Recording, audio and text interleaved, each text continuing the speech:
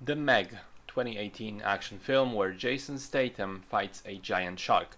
The story features a group of scientists discovering a secluded part of the Mariana Trench, which for thousands of years was isolated from the rest of the ocean. Some of them get stuck down there in a submarine, and Jason Statham has to come back and save them, come back from retirement, which he has been at for a couple of years. But then it turns out they accidentally released a humongous prehistoric shark, the Megalodon, into the ocean, which is now threatening ships, human beings, and marine life. So, of course, Jason Statham has to fight it and kill it. So, comparisons to Jaws essentially write themselves. Also a summer blockbuster, also focused around people trying to defeat a giant predator, also largely happens on the water, also features some horror elements. There are even some direct homages to Jaws in the Meg itself. But I would argue it's not the same film, and it's not even trying to be the same film.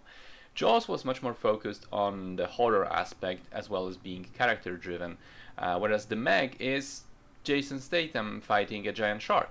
It's an action packed film with ridiculous machismo, a nonsense plot, and some absurd banter between the characters. And if you know all that, and if you don't take it too seriously, which, much like the film doesn't take itself too seriously, it's actually quite fun. I like Jason Statham. I do think his characters are all, to varying degrees, absurdly funny, and this one is no exception. I like the banter that he has with the other characters in the movie, mostly with the little kid. It was kind of surprising to see Jason Statham smile at a child and be nice to it for a change.